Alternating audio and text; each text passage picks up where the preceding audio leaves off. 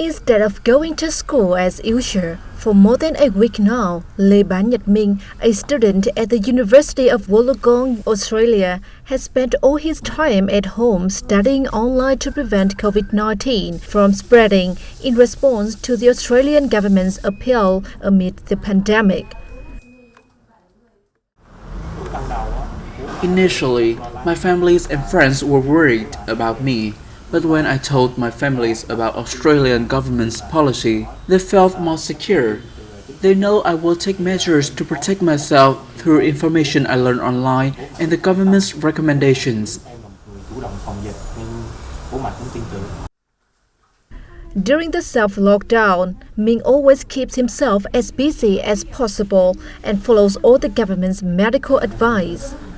Meanwhile, studying online at home to Thế Anh, another Vietnamese student in Australia, is not much different from his regular classes. I decided to stay because the governments of many countries, including Australia and Vietnam, have provided adequate advice such as social distancing and staying at home to avoid COVID-19 spreading.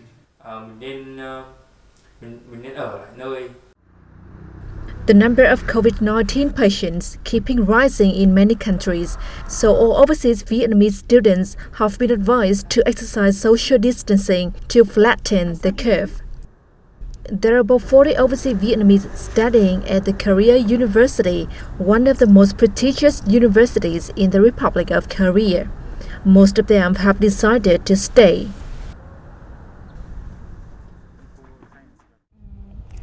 During this time, everyone wants to return to Vietnam, but if I go back, I have to quarantine for at least 14 days.